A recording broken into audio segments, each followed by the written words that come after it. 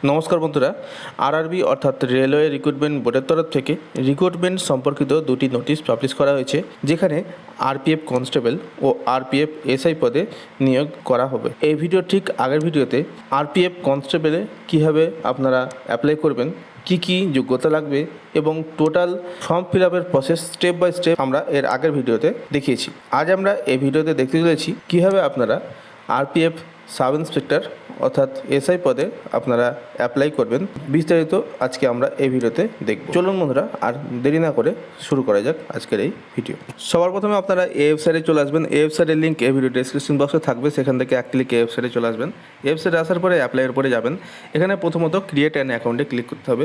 এখানে একটা কথা বলে রাখি, এই ভিডিওর আগের ভিডিও অর্থাৎ আরপিএফ কনস্টেবল পদে অ্যাপ্লিকেশনের যে প্রসেস, সেই ভিডিওতে আমি দেখিয়েছি যে কী করে আপনারা আরআরবিতে রেজিস্ট্রেশন প্রসেসটি করবেন, অর্থাৎ ক্রিয়েট অ্যান অ্যাকাউন্ট প্রসেসটি করবেন। আমি এই ভিডিওতে ক্রিয়েট অ্যান অ্যাকাউন্টের প্রসেসটি দেখাচ্ছি না, আগের ভিডিওতে আপনারা একটু দেখে নেবেন। আমি এখানে অলরেডি হ্যাভ অ্যান অ্যাকাউন্ট এখান থেকে দেখাচ্ছি। তো অলরেডি হ্যাভ অ্যান অ্যাকাউন্টে এখানে আমরা ক্লিক করলাম। এখানে ক্লিক করলে আগে যে আমরা রেজিস্ট্রেশন প্রসেসটি করেছি সেখানে যা যা দিয়েছিলাম, অর্থাৎ মোবাইল নাম্বার এবং এখানে পাসওয়ার্ড দিয়ে এবং এখানে ক্যাপচারটা বসিয়ে দিয়ে আপনারা লগ ইনে ক্লিক করবেন। লগ ইনে ক্লিক করার পরে আপনাদের সামনে এরকমভাবে খুলে যাবে পেজটি। এখানে অনলাইন অ্যাপ্লিকেশান এখানে ক্লিক করবেন। এখানে দুটো অ্যাডভার্টাইজমেন্ট দেখতে পাবেন, এখানে সাব ইন্সপেক্টর এবং এখানে কনস্টেবল। বর্তমানে আমরা এখন সাব ইন্সপেক্টর পদে অ্যাপ্লাই করছি, তাই এই বক্সে আমরা ক্লিক করে নেক্সটে ক্লিক করব। এখানে বলে রাখি বন্ধুরা, যখন আপনারা রেজিস্ট্রেশন করেছেন তখন যা যা ডিটেলস ভরেছেন সেখান থেকে কিন্তু কিছু কিছু ডিটেলস এখানে প্রিফিল থাকবে। এখানে যেমনটা নাম, বাবার নাম, মায়ের নাম, mobile number, email ID, male না ফিমেল, এগুলো অটোমেটিক কিন্তু প্রিফিল রয়েছে। এই যে ফর্মটা ফিল আপ করছি, এর আগে যেহেতু কনস্টেবলে অ্যাপ্লাই করেছি তার জন্য কনস্টেবলে যা যা আমি ফিল করেছি সেখান থেকেও কিন্তু কিছু প্রিফিল থাকবে। আমি আপনাদের বোঝানোর সাথে টোটালটাই বিস্তারিত বলে দিচ্ছি। এখানে ম্যারিটাল স্ট্যাটাস, এখানে ম্যারিড না আনম্যারিড সেটা আপনারা সিলেক্ট করে নেবেন। তারপরে এখানে রিলিজিয়ান, ধর্মটা আপনারা এখান থেকে সিলেক্ট করে নেবেন।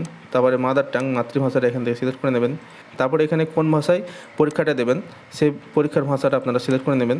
তারপরে এখানে permanent visible mark of identity 1, permanent visible mark of identity 2। আপনার গায়ে যদি পার্মানেন্ট ভিজিবল মার্ক থাকে, অর্থাৎ কোনো কাটা দাগ বা এমন একটা তিল যেটা আপনাদের গায়ে রয়েছে যেটা সহজেই দৃশ্যমান, এরকম কিছু থাকলে সেটা আপনারা এখানে লিখে দেবেন। আর কিছু না থাকলে না বা নট অ্যাপ্লিকেবল এটা লিখে দেবেন। এরপরে একটু নিচে নামাবেন। এখানে কমিউনিটি রয়েছে, এখানে ST, SC, OBC, EWS category অথবা ইউআর ক্যাটাগরি কিনা যেটা হবে আপনাদের সেটা আপনাদের সিলেক্ট করে নেবেন। এসটি, এসসি, ওবিসি হলে পরে যেটা হবে সেটা সিলেক্ট করার পরে আই আন্ডারস্টুড এখানে ক্লিক করবেন। এখানে ইয়েস করবেন, করার পরে এখানে সার্টিফিকেট নাম্বার, এখানে ইস্যু অথরিটি এবং এখানে ডেট অফ ইস্যু, কবে ইস্যু হয়েছে সেটা আপনাকে এখানে লিখতে হবে। আমরা আনরিজার্ভ ক্যাটাগরি, তাই আনরিজার্ভে আমরা ক্লিক করলাম। এরপরে পোস্টাল অ্যাড্রেসটা এখানে চাইবে। এখানে প্রেজেন্ট অ্যাড্রেস এবং এখানে পার্মানেন্ট অ্যাড্রেস চাইছে। তো প্রেজেন্ট অ্যাড্রেসে এখানে স্টেট, এখানে ডিস্ট্রিক্ট, তারপরে ভিলেজ, পোস্ট, পিএস এভাবে সম্পূর্ণটা লিখবেন এখানে। তারপরে এখানে ভিলেজ, তারপরে এখানে পিনকোড, সম্পূর্ণটা লেখার পরে এই বক্সে আপনারা টিক মারবেন যদি আপনাদের পার্মানেন্ট অ্যাড্রেস এবং প্রেজেন্ট অ্যাড্রেস এক হয় তবে। এখানে টিক মারলে পার্মানেন্ট অ্যাড্রেসের ঘরে প্রেজেন্ট অ্যাড্রেসের ঠিকানাটা অটোমেটিক ফিল হয়ে যাবে। এরপরে নেক্সটে ক্লিক করবেন। নেক্সটে ক্লিক করার পরে ডাটাটি সেভ হয়ে যাবে। এবার এখানে জানতে চাইছে আপনি এক্স সার্ভিসম্যান কিনা, হয়ে থাকলে ইয়েস করবেন, না হলে নো করবেন। তারপরে বলতে চাইছে এখানে আপনি হ্যান্ডিক্যাপ বা পিডব্লিউডি ক্যাটাগরির কিনা, হয়ে থাকলে ইয়েস করবেন, না হলে নো করবেন। তারপরে ইবিসি সার্টিফিকেট আপনার কাছে রয়েছে কিনা, ইবিসি সার্টিফিকেট হোল্ডার কিনা আপনি, হয়ে থাকলে ইয়েস করবেন, না হলে নো করবেন। তারপরে আপনি কি রেলওয়ের এমপ্লয়ি, যদি হয়ে থাকেন ইয়েস করবেন, না হলে নো করবেন। তারপরে জানতে চাইছে আপনি কি রেলওয়ে ডিপার্টমেন্ট ছাড়া বাকি অন্য কোনো ডিপার্টমেন্টে কর্মরত, হয়ে থাকলে কোন ডিপার্টমেন্ট সেটা এখান থেকে সিলেক্ট করবেন, না হলে নট অ্যাপ্লিকেবল এটা সিলেক্ট করবেন। তারপরে এখানে জানতে চাইছে আপনি কি অ্যাপ্রেন্টিস কোর্সটি কমপ্লিট করেছেন, যদি করে থাকেন ইয়েস করবেন, না হলে নো করবেন। এরপরে এখানে ব্যাঙ্ক ডিটেলস চাইছে, এখানে ব্যাঙ্ক ডিটেলসটা ভরে দেবেন। প্রথমে এখানে অ্যাকাউন্ট হোল্ডারের নাম অর্থাৎ অ্যাপ্লিকেন্টের নাম, তারপরে এখানে অ্যাকাউন্ট নাম্বার এখানে দিয়ে দেবেন। তারপরে কনফার্ম অ্যাকাউন্ট নাম্বার পুনরায় দিয়ে দেবেন। তারপরে আইএফসি কোড যখনই দেবেন কনফার্ম করবেন, অটোমেটিক ব্যাংকের নাম এবং ব্যাংকের অ্যাড্রেসটা এখানে ফিল হয়ে যাবে। এগুলো সব দেওয়ার পরে এখানে নেক্সটে ক্লিক করবেন। এরপরে বন্ধুরা এখানে এসেনশিয়াল কোয়ালিফিকেশানটা আপনাকে চাইছে, তো আপনারা এখানে মাধ্যমিক ডিটেলসটা ভরে দেবেন। আমাদের মাধ্যমিক ডিটেলসটা ভরা রয়েছে, আমি এরপরে দেখাচ্ছি, যেভাবে দেখাবো সেভাবেই মাধ্যমিক ডিটেলসটা ভরে দেবেন। এখানে কোয়ালিফিকেশানে এখানে ক্লিক করবেন। এখানে 12টা আমরা সিলেক্ট করে নিলাম। এখানে আপনারা 12টা সিলেক্ট করে নেবেন।